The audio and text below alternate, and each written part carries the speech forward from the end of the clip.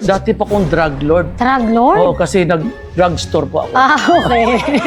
Sino nga ba si Sir Joel before maging CEO and founder ng different businesses? Kailangan talagang magkaroon ako ng ambisyon. Alam mo, di ko niwala narating ko to, Miss Joyce. Oh, grabe, Oo. no? Hindi naman magtitiwala yung mga big companies kung hindi nyo na-provide yung magandang service sa kanila. If nothing's improved, nothing is done. Yes. Tama? Kailan nyo na-realize na gusto nyo nang mag-retire? What is luxury about? I don't own this company. Ano yung pinaka-important mindset na dapat matutunan ng mga Pilipino pagdating sa safety? Hindi health and safety conscious. Yes. Patay kung Oo. patay. Ganun talaga. Accident wala tayong magagawa dyan There's no such thing as safety second. It's always safety first. And we need to have a better, safer workplace. Nasa bahay ka lang, nag-scroll ka na naman ng social media mo, tumutok at manood ka ng Evitalk Podcast at manalo ng 200 GCash prize. Itag ang 5 friends, react and share, at i-comment ang hashtag Evitalk Podcast. Ano bang hinihintay mo? Sali na! Isang magandang araw sa ating mga ka-EV viewers na nanonood sa ating mga online platforms. Halina't tumutok na sa aming Evitalk Podcast Season 3. Maraming salamat po sa patuloy na panonood sa aming Evitalk Podcast simula pa ng 2022 up until now. Maraming salamat mga ka-EV dahil Season 3 na tayo at damang-dama namin ang inyong suporta. Kaya ano pang hinahantay nyo, tumutok at i-share ang video na ito. My name is Miss Joyzy. I'm here to inspire and make a big change in your life. Welcome to Evitalk Podcast Season 3. Excited na ba kayo kung sino ang ating EV guest for today? Alam ko, marami nang nag-aabang sa kanya. Hindi ko na patatagalin pa. All the way from Dipolog City, ang poging-poging lumilibot sa buong Pilipinas, Luzon, Visayas at Mindanao, ang CEO and founder of Peme Group of Companies. Let us all welcome Mr. Joel Elio.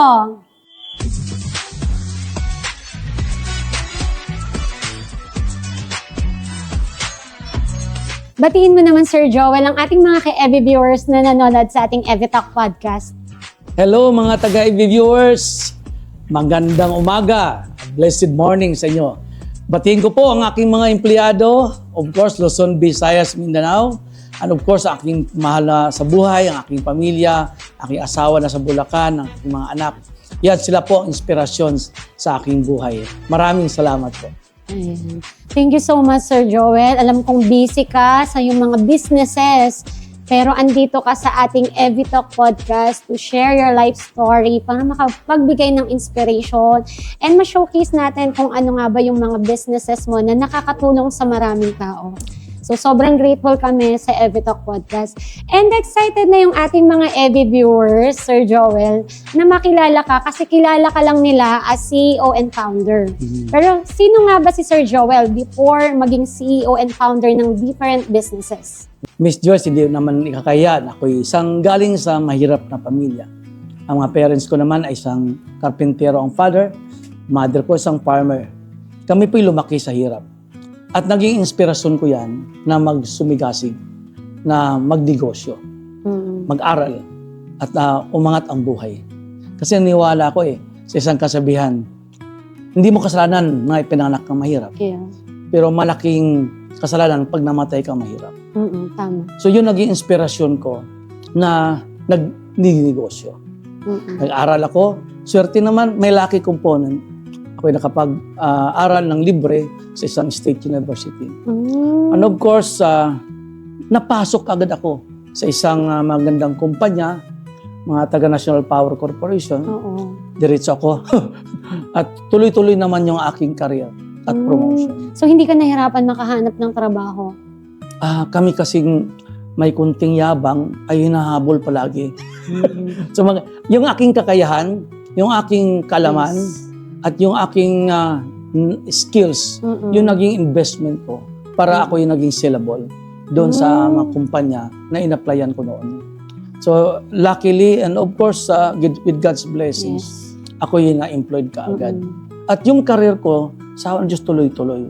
At na-achieve ko yung highest peak ng aking profession. Oo. Kasi nung bata ka, nag-aral ka ng mabuti. Yes, of course. O kasi kung farmer ang tatay mo, and then ang mother mo ay nasa bahay lang, right? Yeah. So, talagang mahirap yung buhay. Yeah, oo.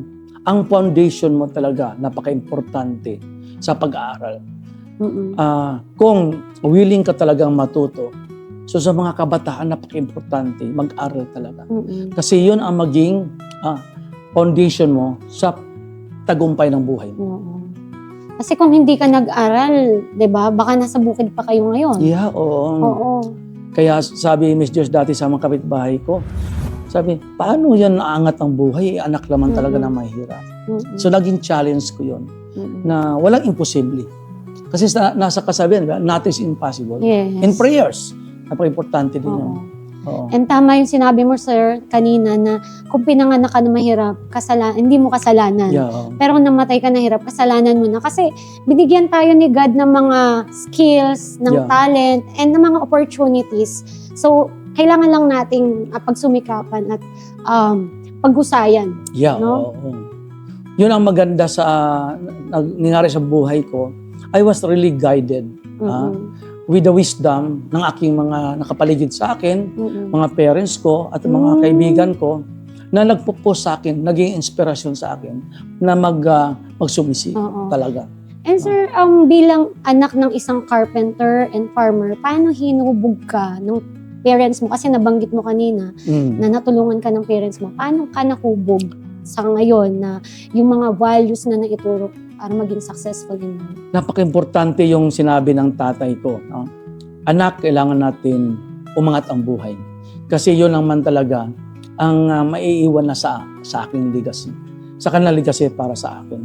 Sabi, anak, mag-aral ka, suportahan ka namin, not only financially, kahit mahirap tayo, but of course, other aspects para lalo ma-motivate kang mag-aral.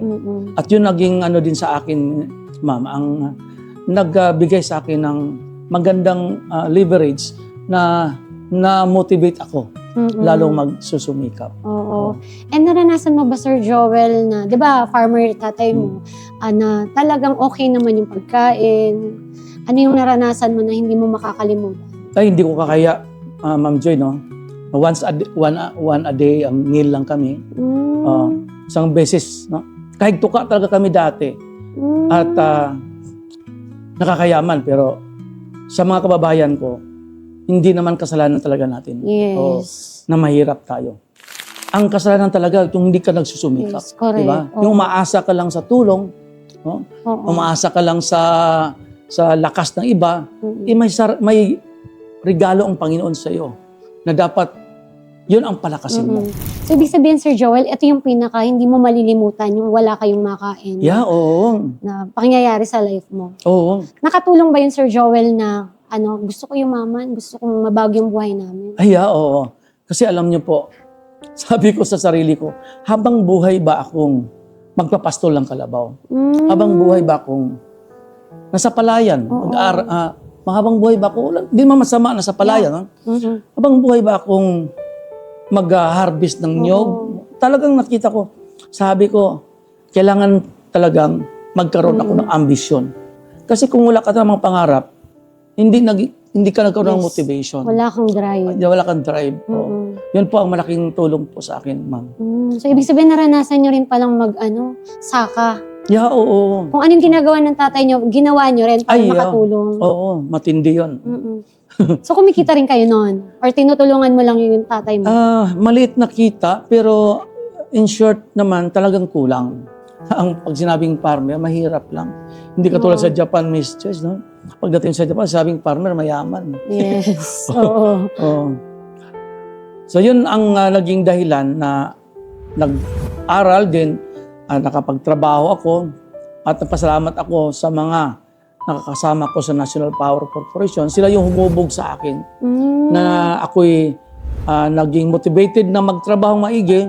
At the same time, nag-promote ako hanggang na-achieve yung highest peak ng career ko. Mm-mm. And during that time, nung nasa National Power Corporation ako, nag-start ako mag-business. In fact, hindi naman masama. Dati sabi nila, conflict of interest. Yes. Ang negosyo ko naman ay hindi naman ang Kapareha. kapares doon sa trabaho ko.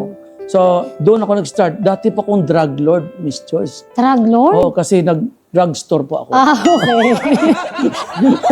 Okay. Oo. Okay. So, linawin kasi- natin sa ating mga EB viewers. May-ari po si Sir ng Store drugstore. dati, oo. So, nung nagsisimula ka, habang nagtatrabaho ka, meron ka ng Drugstore. drugstore. At Nagbebenta na siya ng Yan, gamot, gamot. pero hindi illegal. Hindi illegal, ha? Okay.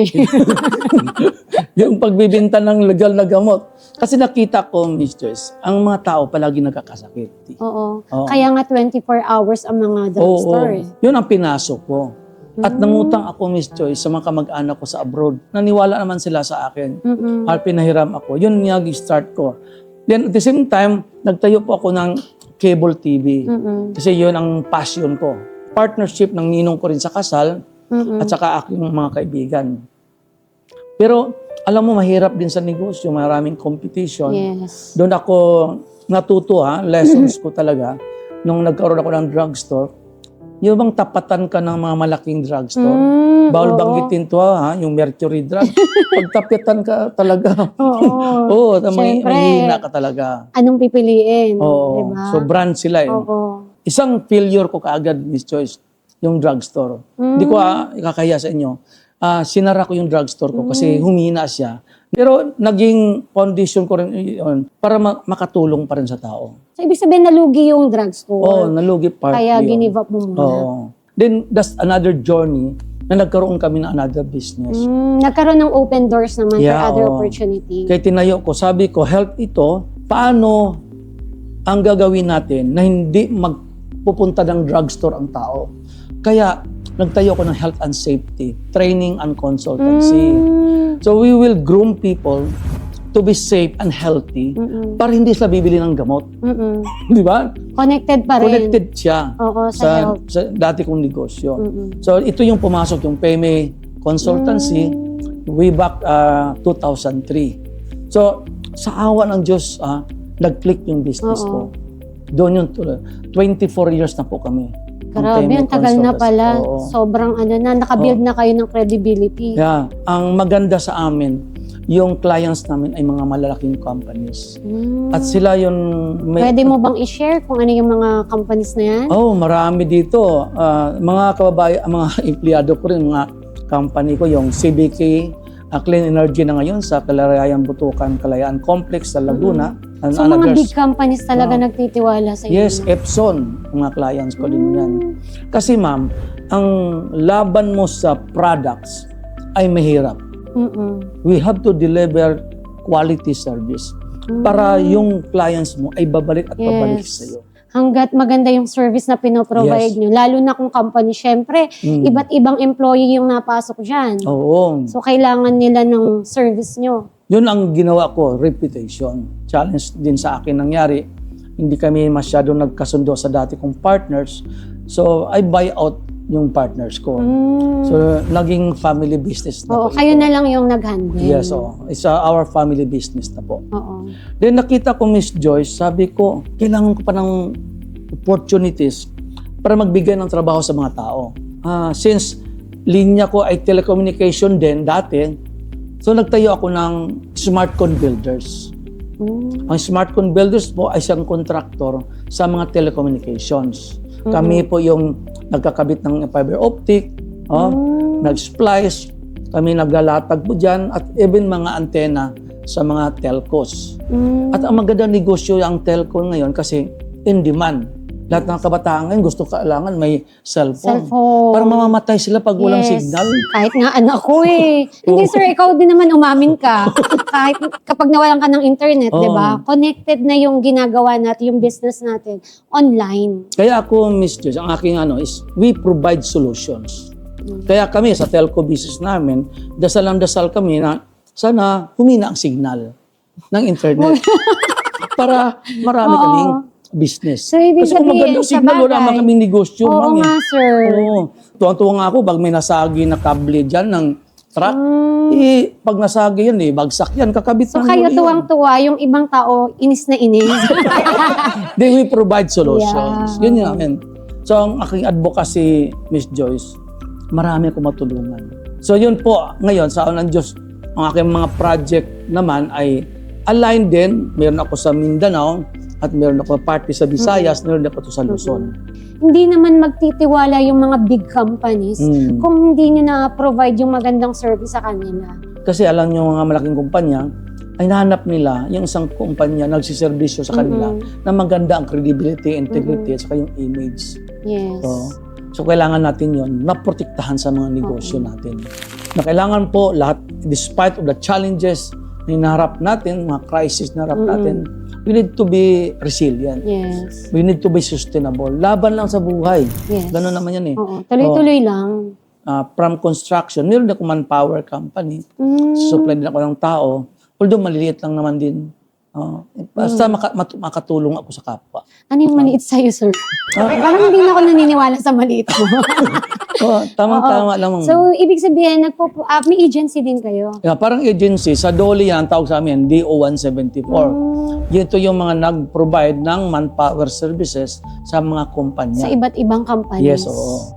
At kami nagsusupply ng mga doctors, nurses, meron kaming mga safety officers, community relations, pero highly skilled ang mga tao. Oo, kasi actually, isa rin yan sa struggle ng mga companies, yung maghanap ng right people, which is kayo na yung nagpo-provide. Kasi ang trending ngayon talaga outsourcing. So the outsource services, kami na yung papasok. Yes. So yun yung mindset ko naman, you need us, we provide solutions. So yun yung aking line of specializations. Yes. Solution provider. Ano yung pinakamatinding challenge mo na pinagdaanan na may business ka at the same time meron kang work? Kasi kailangan mo pa rin i-fulfill yung mga duties and responsibilities mo sa work. Ang biggest challenge talaga is time management. Kasi if hindi ka marunong mag-manage sa oras mo, may stress ka. Alam mo, may kasabihan kasi kung gusto mo, maraming paraan. Kung ayaw mo, maraming dahilan. Yes. Tama? Napaka-basic yan, sir, pero totoo. Anin man yung success mo, kung wala ka namang oras sa family mo. And I make it sure na po na may oras kami magsimba ng family ko.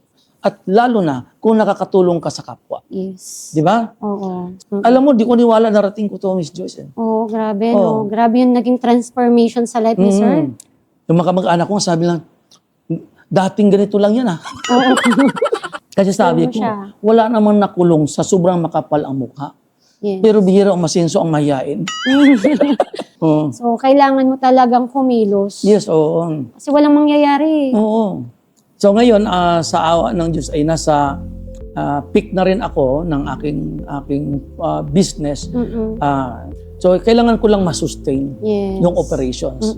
And Sir Joel, dun din naman papasok na dumaan din tayo sa pandemic. Actually, nung pandemic, dyan maraming sumibol na opportunity. Yes, so, dito sa crisis na pinagdadaanan natin, I believe merong opportunity na parating. Ayan. Yun ang sinasabi ko. You transform these challenges into opportunities. Yes. I believe on Kaizen Japanese. Nag-aaral ko sa Japan Nung nag-aaral ko sa Japan, sa Dubai, nag-aaral ko sa Amerika, natutunan ko lahat.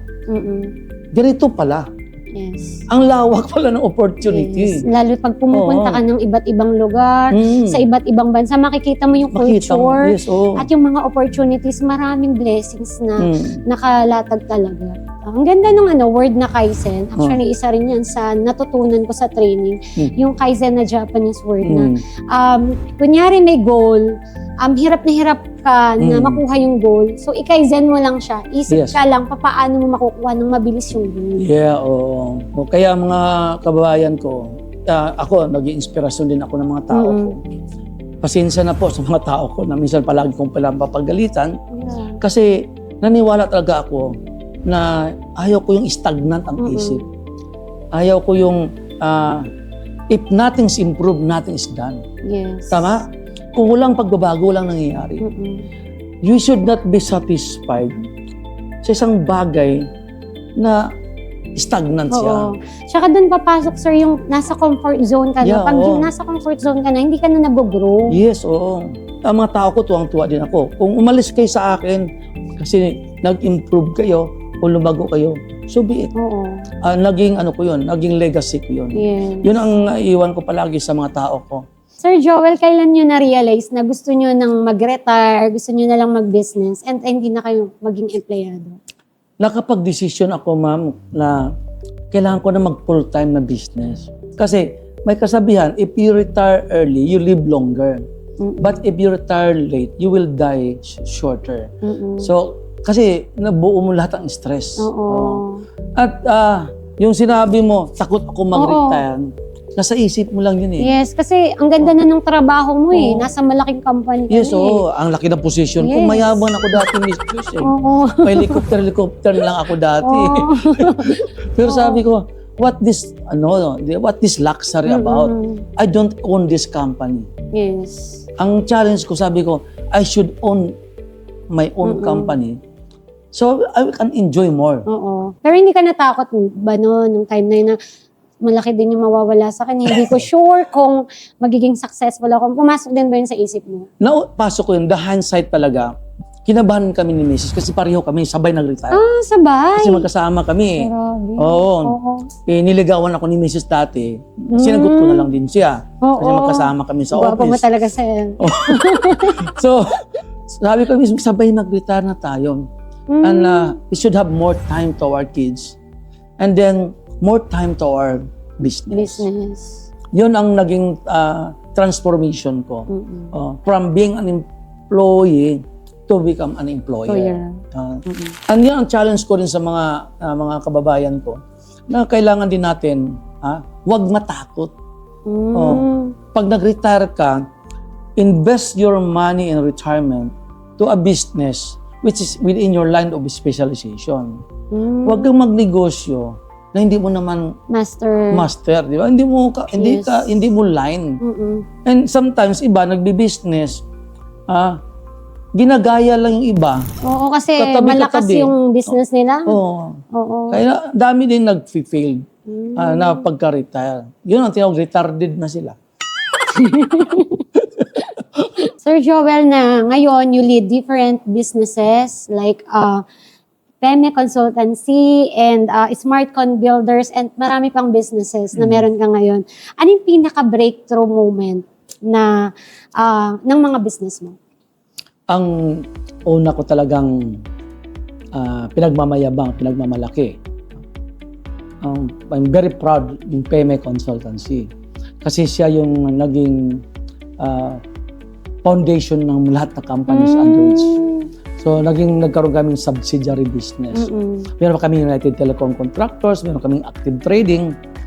So, ang approach ko, kung anong need ng client, meron kami. Ano Siya ba yung ito, sir? leading company sa buong Pilipinas. Wow. Pagdating sa training and consultancy on health and safety. Kasi ang advocacy natin, Miss Joyce, paano haba ang buhay ng tao. So, ito yung aming kumpanya, papasok sa mga company para hindi ma-aksidente ang mga workers. Ma-attain natin yung zero fatality, zero accidents. Ano kasama yung zero illness. So, ibig sabihin, pinag-aaralan nyo yung company. So, lahat ng area, chine-check nyo. Yes, holistic yung approach namin, Miss Joyce. Paano maging safe yung working environment. Working environment. Even yung yung paligid na sa labas. Yes, mga parking. Kasama yun. Lahat. At I have the best consultants na sila yung talagang pambato ko, Miss Joyce. Hindi man ako ang palagi nandun eh. Ang kasama na rin doon yung trading namin. So, you want training, you want consultancy, get us.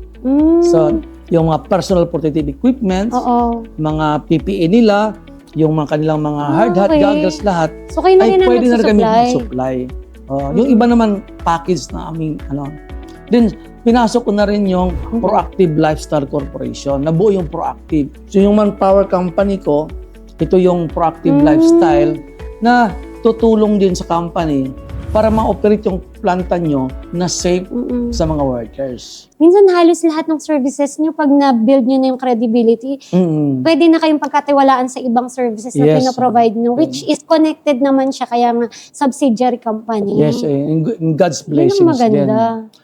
At yung track record ko rin sa Nokia Philippines, kasi dati din ako sa Nokia after my retirement, kami po ang training provider nila at pinagkatiwala sa amin na ibang mga other companies sa telecommunications, Globe, Smart, Dito, Ericsson, CTE, Huawei, and others, no, Washington. Yes. Sila yung mga major players dito sa Pilipinas na nag-provide ng telecommunications.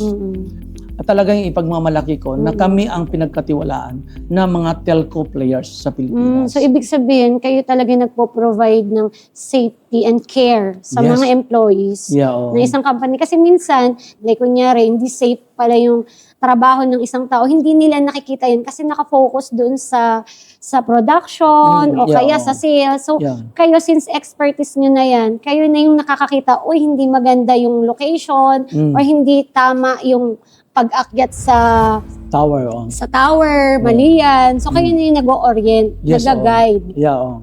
Sir, dito sa group of companies mo, ano yung pinakamahirap na business na parang nahihirapan ka Okay. i-operate? Pero sa ngayon, okay naman siya, very successful siya. Baka ma-offend yung aking mga workers. Ang pinaka-challenging at pinaka-tiring ko talaga na negosyo ay construction. Yung smartphone builders. Napakahirap ang capitalization. Capital extensive siya. It's a long process to get collections with the clients. Sorry ha. I'm also with PICAP, Yes. the Philippine Contractors Accreditation Board. Ay, sinabi ko talaga sa mga contractors, kung wala kayong capital, huwag na kayong montrata. Oo, kasi maraming nalulugi actually. Yes, oo. Kasi may kakilala ko, sabi ko, may-ari siya ng contractor. So, malalaki pumapasok. Pero, nalugi siya maybe sa presyo ng materyales, Oo. nagbabago-bago. Oo, grabe Then, ang sa mga challenge. tao din. Grabe ang challenge sa construction. Lalo sa collections. Of course, sa manpower mo. Tapos yung line of expertise mo, kung hindi mo naman linya, pinasok mo. Yes. Hindi mo alam, niluloko ka lang ng mga tao mo. Pero sa inyo, dito sa business mo na mahirap ito, pero bakit mo siya kinukontinue pa rin? Kine-continue ko, number one challenge ko is yung mga tao ko. Saan ba siya pupunta kung titigil ko ito? Yes. Pinaka-challenge ko talaga, ang capital, saan ko hahanap ng capital? At since diversified business ako, sometimes I can borrow some money from other subsidiary companies. Actually, yun yung maganda pag may group of companies. Hindi kasi sa bawat season, nasa peak. Dumadating din ng time na yung inaalagaan mong business biglang nag-peak, tapos pwede rin saluhin, tulungan yung other company. So yung mga ibang businessmen na hindi nag-diversify, Yes. once bumagsak yung isa, pilay na. Wala na. Wala na ka ng Oo. wala ka nang pupuntahan. Oo. As long as meron kang mga tao na mag-handle ng business. Yes, Ang oo. mahirap mag-diversify ka, tapos wala naman pala, ikaw pa din. Hindi, mahirapan Mawawala ka. yung focus mo. Yes, oo. So dito sa mga businesses mo, meron kang mga managers, head, Yeah. na pinagkakatiwalaan. Sa akin, sa PEME, yung sister ko po ang aking operations manager.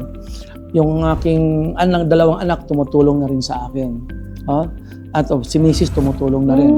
Kami, teamwork ang importante. Family talaga. Family teamwork. Sa new technology ngayon, you can run business also. Yes. Kahit po, hindi mo kailangan nandoon eh. Yes. Oo. Via Zoom, Yeah, oo. via Messenger. Lalo sa amin, technology ang business namin. Kailangan mo lang i-align mo yung trend ng business sa practices mo. Huwag kang magpaiwan sa technology. Yes. Diba? Kailangan nag-i-innovate. Non-stop talaga ang learning eh. Hindi porke nakagraduate ka, natitigil ka na sa pag-aaral. Kasi yung journey mo sa pagtatrabaho, pagnenegosyo, non-stop din yung mga challenges and innovation na kailangan. Ang masakit kasi, Mistress, yung sabi na sa ChatGPT na lahat ngayon. Ang wisdom mo, nakukuha po yan through learning experience. Oo. Ang maganda lang siguro, i-maximize nila para bago sila magkamali, nakita na nila. And doon po kayo tama na matututunan talaga based on experience. Yeah. At maganda sa amin, Mistress, kasi yung aking mga tauhan sa smartphone builders, in terms po sa technology, at talagang kaya lang maghumabol. Yun nga, malayo ang gap namin. Yung mga workers ko, managers ko, puro mga bata. Mga millennials, Gen Zs. Oo. Yung mga umabot ng mga Facebook and ano na to. Oo, mga Facebook page, TikTok age na, yan. TikTok na, ChatGPT na. And nakakatuwa, sir, na marinig yung story mo na you have more than 200 employees right now. And hindi yan madali. Lalo na Luzon, Visayas, Mindanao. Nakakalat yung mga empleyado mo. Ano po yung parang pinaka-meaningful sa'yo na nakakapagbigay ka ng jobs sa more than 200 employees? Sa aking isa sa pinaka magandang nagawa ko sa buhay ay nakatulong sa kapwa. Yun ang sa akin na ang legacy na maiwan ko sa mga workers ko, sa family ko, sa mga kamag-anak ko ay isang magandang halimbawa sa kanila. Ang aking naumpisan. Bagamat mahigpit ako, Miss Joyce, ha? So strict ka din sa mga empleyado. Ako talaga napakahigpit. Masinsya na. Oo. Ang mga Kailangan workers kasi ko, yan na may higpit pa rin eh. Kasi pag sobrang luwag, doon na sila nagiging complacent. ayan, oo. Diba? Parang nagiging nako-comfort zone na sila, hindi na sila nag-i-innovate and nag-aaral pa. Oo. And sir, bilang nasa health and safety consultancy ka and training, ano yung pinaka-important mindset na dapat matutunan ng mga Pilipino pagdating sa safety? Alam niyo mga kababayan, there's no such thing as safety second. It's always safety first. Bakit mahabang buhay ng mga Japanese? Hindi sa disgrasya, hindi na nagkasakit. Pero bakit maiksi ang lifespan ng mga Pilipino? Ang dami nating mga sakit. Ang daming aksidente sa kalsada, sa mga construction site. Because we don't value health and safety. Kaya ako palagi ako na-interview sa mga TV station, ang pinupromote talaga namin din kasama, road safety. Umalis ka sa bahay, driver, umuwi kang driver, huwag kang umuwi ng bilang passenger and bilang ikaw ay sumasakay. Yes, oo. So both yun, Yes. tinuturo nyo. Kasama yung road safety, construction safety, industrial safety. Ang lawak pala ng ginagawa nyo, sir, Oo. sa PEM. Ang Pinoy hindi health and safety conscious. Yes. Patay kung patay. Oo, tsaka ayun nga, lagi ko naririnig sa yung Japan, grabe kasi sa yung discipline talaga sa Japan. Oo. Sumusunod talaga sila sa mga rules and regulations and very responsible talaga sila. Tingnan mo mga Pilipino, nagdadrive, hindi naka-seatbelt. Uy, may pulis, seatbelt. Yes. Hindi nag-helmet. Di ba? Nagmumotor. Hindi naman ang pulis ba disgrasya, ikaw eh. Yes. Pero sir, napaisip ako, kasi di ba may kasabihan, ganun talaga, accident eh, wala tayong magagawa dyan eh. No. Di ba? Yan yung mga naririnig ko eh, accident lang siya. Alisin natin yung tradisyon na ganyan, na panahon-panahon mo na talaga. Mali yun, ha? 98% of accidents can be prevented. Only 2% cannot be prevented. What are those 2%? Ito yung mga act of nature. Oo. But sometimes this act of nature can be prevented also through contingency and emergency preparedness. Yes. Yun ang tinuturo namin sa mga tao. Kaya sa Japan, pabalik ko sa Japan, minawasan nila ang mga sasakyan sa kalsada. At mass transport sila. Yes. Di ba? Para kunti lang aksidente. Sa atin, paramihan ng sasakyan, paramihan ng motor, patay, next. Yes. Puro aksidente, di ba? Oh. Correct Oh. po. So ito yung aming i-develop sa ng culture sa lahat. At mag-salamat po sa advocacy ni Ms. Joyce sa EBTalk na kayo po ay nag-advocate din ng health and safety. Yes. Para pahabang buhay ng mga Pilipino. And we need to have a better, safer workplace. So sir, bakit mo pinili itong advocacy ng resiliency at road safety? Ang dami kong nakita na mamatay sa kalsada. So kailangan Yun talaga. Then, and aside from road safety, yung resiliency, ang mga Pinoy hindi resilient. Kailangan natin resilient tayo. Bounce back the fastest we can kung may mga pagsubok sa buhay. Sa atin, pag nagkaroon ng pagsubok, nagpapakamatay. Mga inaharap nila. Hindi Millennials and Gen Z. Gen Z, Oo. Kaya po, alam mo, very alarming ngayon, ang marami mga kabataan na may depression and anxiety. At alam niyo ba ang magandang profession ngayon? Psychiatrist. Kasi pila ang pagpakonsulta. Grabe. So, bangon tayo. Paano man pagsubok. Lalo na ngayon, ang dami pagsubok harapin natin. The inflation, ang taas ng dollar ngayon. Ang mga mayaman, wala sa kanila yun. Yes. Ang mga mahihirap ang kawawa. paano sila makabangon sa Oo. pagsubok na ito. Yes, kaya yun, maganda tong mga pinag-uusapan natin dito sa podcast kasi natututo sila. Yeah, O, nagkakaroon sila ng idea na, okay, pwede rin pala akong umasenso. Alam mo sa bahay ko, Miss Joyce, Mm. sabi ko kay Mrs., ano bang pakinabang ng bougainvillea mo na yan? We have to be resilient. Yes. We need to be sustainable. Walang pakinabang yung mga tanim na yan. Yes. Hindi natin makain yan eh. Mm-mm. Like, Yun. tama po kayo magtanim kung meron namang area. Oo. Kasi para hindi mo nabibilhin, nandyan na lang sa paligid. Kasi kung nandyan lang, bakit pa ako mamumroblema? Andito naman na yung kakainin ko. At hindi dapat Gulay, tayo prutas. ayuda country. Yes. Yung bang aasa lang sa gobyerno. Paano Oo. bankrupt ng government eh? Correct. Tataas ang taxes natin. Wala din, babalik din sa atin yun. Mm-mm. Balik ulit tayo doon ha. Kung gusto mo maraming paraan. Kung Yes. ayaw mo maraming dahilan. Mm-mm. So pag-usapan naman natin ang global experience mo, sir. Na umaalis ka ng iba't ibang lugar, pumupunta ka ng iba't ibang bansa. Ano yung pinaka-unforgettable experience mo as an international speaker? I have talked in Brunei, in Dubai, in Taiwan, Singapore. Alam nyo po, itong pinakamaganda sa mga Pilipino. We are global speaker tayo. Kaya nating humarap. Kaya nating makipagsabayan. Kaya natin makipagsabayan. Sabi ng mga Taiwanese sa akin, makikinig tayo sa Pilipino. Tayo investor sa Pilipinas. Ang magaling na expert pagdating sa technology sa Taiwan, Pinoy. Sabihin mo, alisin mo Pilipino sa Taiwan, babagsak ang Taipei. Mawala sila ng mga experts. Yes. Kasi yung mga Pinoy talaga, hospitable, gagawin talaga ang best para dun sa trabaho na binigay sa kanila. Yun ang maganda sa atin. Di Kaya na nga, ma-maximize. ang ginagawa ko, Miss Joyce, yung pag-abroad ko is part of benchmarking. I benchmark their practices, their technology. I-adapt natin dito sa bansa natin para lalo tayo mag-excel. Oo. May pag-asa pa, no? Kasi kung wala pag-asa, nagmamigrate na ako, Miss Joyce. And sir, ano yung pinaka-powerful lesson na natutunan mo sa pagpunta mo sa abroad na pwede mong ma-share sa mga Pilipino? Ang pinakamagandang leksyon na napulot ko, I share it in Dubai, in Israel. Sa kanila talaga, ang bansa nila mahirap. Mahirap mabuhay ang halaman. Pero bakit mayaman sila? Bakit mayaman, sir? Kasi gumawa sila ng technology. So Ang yun nga, saging. yung papasok may paraan talaga. Nepar technology. The best in research and technology ay nasa Israel. Oo. Kahit ang bansa nila sa una mahirap, bakit yumaman sila? Nag-export siya ng products. Yung drone nila, sila yung biggest exporter ng drone. Yung Iron Dome.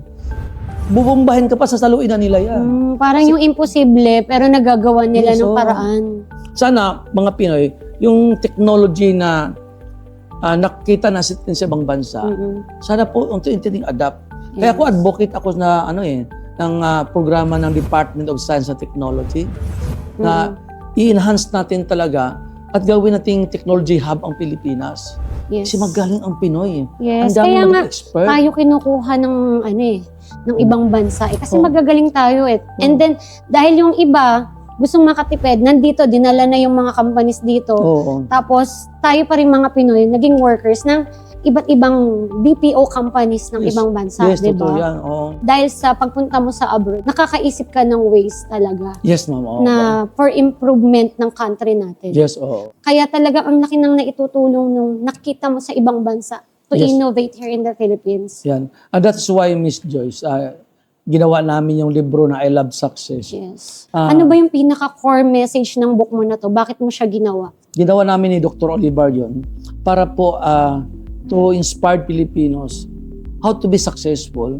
May mga basic formula, may mga quotations, stories, paano maging successful ang isang tao. At yun ang tinuturo na at kino-coach namin, minimotivate namin ang mga tao na nothing's really impossible kung kaya mo. So yun po, at ang Excited mga ako sa malaking book mo, sir. Sayang di namin na binibinta ko padala. po sa iyo, ma'am eh. Kala ko, sir, bibigyan mo. Oo. Pero sana na show natin, na showcase natin. Pero i-flex na lang natin sa video Yeah. yung book. And sir, ano yung pinaka-definition mo ng success sa money? sa akin ang success is not the wants and desires. Mm-mm. I can buy what I need.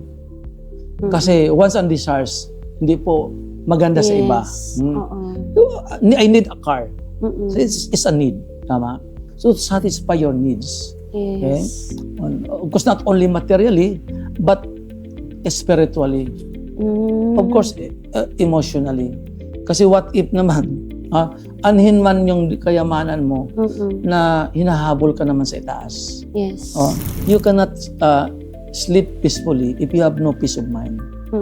And ang ganda nung narinig ko sa'yo kanina na balance lang dapat ang life. Yeah, so May time ka sa work, may time ka sa business, Yeah. may time ka sa family, and Yeah. for yourself. yes, of course. And pag-usapan naman natin, sir, yung mga awards and recognition mo. Kasi grabe, actually hindi na natin maiisa-isa yung mga awards. Pero yung PhD honoris na natanggap mo, Actually, parang feeling mo nung nakatanggap ka ng awards? I was really overwhelmed na nabigyan ako ng mga awards.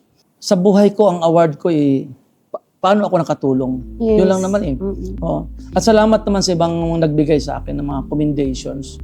Pero ngayon, hindi ko hinahabol yun, Miss Joyce. Despite sa mga achievements, mga awards mo, ano yung pinaka-motivation nyo na magpatuloy pa rin, na palakihin pa yung mga businesses nyo? Isa sa inspirasyon ko talaga, family ko. Nandyan sila at gusto ko naman sila umangat din sa buhay at hindi na maranasan din ang nangyari sa akin nung ako'y mahirap pa. Nung ako'y high school, nagtitinda ako ng kamuting kahoy, puto, etc. Titinda ng tuba. Mahirap magbuhat ng saging. Oo. Napakabigat. At sabi ko, I want also to give my family a decent life. We don't want luxury life. We want only a decent life. And sir, ano naman yung legacy na gusto mong iwan? Kaya ka lalo pang nagpapatuloy bukod dun sa para ito sa pamilya mo. And syempre, yun nga, na nakakatulong ka ngayon sa maraming tao. I want to leave a legacy in this world. That I'm a better person. I help a lot. I help people.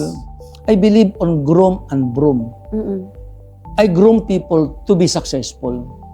And those people who do not want to grow, to grow, I broom them. Kung ayaw mo mag-grow, sipain na lang kita. Hindi tayo pwede magsama matagal. Oo. With the employee, ito yung plan mo for the company, for the business. So, kailangan andun yung alignment. Yes, Miss Joy. And sir, may mga viewers tayo, yun nga, wala silang kakayanan na mag-start up ng business. Ano yung maisasuggest mo sa kanila para makapag-step up sila, makapag-start sila? For a start, I believe the book of Boss Sanchez, binabasa ko rin. Sa mga employed, ginawa ko to dati. I spend only 70% and save 20% and give the Lord 10%. Sa mga hindi pa po nag-umpisa, kailangan you groom yourself. Mag-aral talaga. Hindi na lahat ng mag-aral ngayon sa school eh. Pwede ka mag-aral sa computers. Lahat, everybody has a cellphone. Yes. Di ba? Tsaka yung iba kasi naubos na yung oras kakascroll. Di nila alam, buong araw na pala sila Wala na. nakag-scroll. Yun ang mga taong liabilities. Hindi asset. Yes, oo. Paano kung maliit lang yung kinikita nila? Isa sa advice ko talaga at sa aking mga worker, don't spend more than what you earn. Live below your means. Don't live within your means. Because if you live within your means, wala ka ng savings. Yes. Wala ka na pang tithes. Kaya yun ang nangyayari. Maraming Pilipino na instead na mangarap magnegosyo, wala nang naipong pera kasi ang pera naubos ng pagbayad sa utang. Oo. And sir, I have a bonus question. Ito na. Ayan, tapos na tayo. Pero hindi ko palalagpasin ng opportunity na to para sa aking bonus question. Talagang napipicture ko sa ngayon na yung journey na pinagdaanan mo along the way, ang hirap. If kakausapin mo yung sarili mo na dating walang makain, ano yung pinaka-powerful message mo sa batang iyon? Sasabihin ko sa sarili ko na you did a good job. You made it. Yun lang. Kasi I believe on Deng Xiaoping quotation. It doesn't matter whether the cat is black or white, so long as it catches mice. Wala sa pusa itim o puti. Importante sa pusa, nakahuli ng daga. Thank you, Sir Joel, for sharing with us your inspirational story na talaga namang kapupulutan ng aral at pag-asa ng bawat isa. At before ka tuluyan na magpaalam, baka may gusto ka pang batiin at i-promote. Yan, salamat po, Ma'am Joyce, at saka of course sa Editalk for inviting me. Ay ko'y tuwang-tuwa na nabigyan niyo ako pagkakataon. And I'm asking all of our viewers to have that culture of safe and health. Sa mga iba po na wala pang training for safe and health, nandito po kami, PME Consultancy. Kami po ay nagtitraining sa mga safety officers or aspiring safety officers locally or abroad. Alam mo ba, graduate namin more than 60,000 na. Grabe, Oo. ang dami. Nasa abroad na po. Whenever ako pumupunta, pinapakain po nila ako. So, training for health and safety is for PME Consultancy. Ako, we train also people. We have also consultancy. Kung may mga kailangan po kayo sa amin. We have also trading business for personal protective equipments. So, follow our Facebook page, PME Consultancy Inc. Pagdating naman sa construction kami o sa telecommunications and others, so follow our Facebook page, Smartcon Builders Inc. At meron kaming manpower company. Proactive kami, hindi kami reactive. Yes. So, Proactive Lifestyle Corporation. At meron pang apat, sorry ha. We have United Telecom Contractors Philippines Inc. Yan po ay subsidiary company at mga partners ko na sa telecom business din po. Thank you very much for inviting me. Grabe, ang daming businesses at it's a proven evidence na ang dami nyo talagang natututunan. And I hope madagdagan pa ng madagdagan ang mga businesses mo, sir, para marami ka pang matulungan. And again, we are so grateful na na-invite po namin kayo dito sa Evitalk Podcast kasi marami po tayong ma-inspire at mabibigyan ng chance na mabago ang buhay. Ang nanalo sa ating pa-Gcash, abangan nyo na lamang sa aming Evitalk Podcast page. I hope may natutunan kayo at na-inspired kayo, lalo na sa pag-abot ng inyong mga pangarap. Again, my name is Miss Joycey. See you on our next Evitalk Podcast Season 3.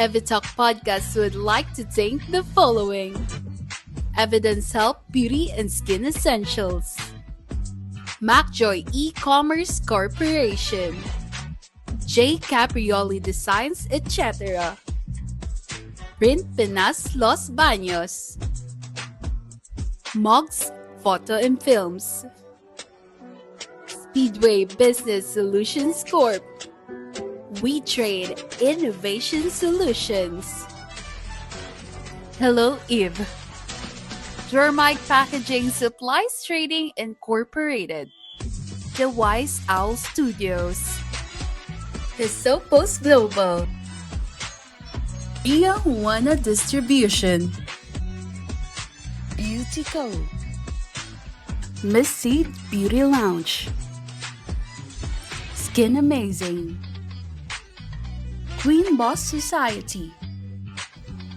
King Boss Club, Gig Sportswear, Manang Aneng, Presyong Kapatid, Komi, T&M Manufacturing Corporation, Buchan Manila, Divine Touch Makeup Artistry, RF Proactive Marketing Global Incorporated, Aura Beauty and Wellness, Above and Beyond Fitness, JPDM Manufacturing Business Solutions Corporation, Harmony and Wellness, Luna AI Systems, EC Commerce,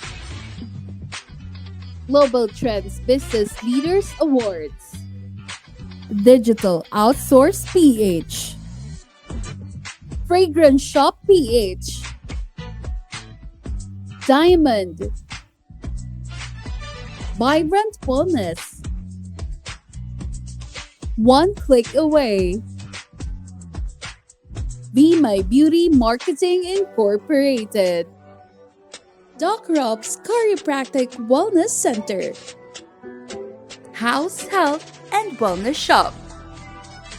Doc Rob's Foundation. Peme Consultancy Incorporated. Babsy, the original Cebu Lechon.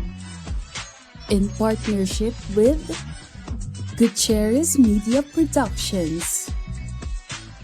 Pinoy Extreme, pasyal tayo.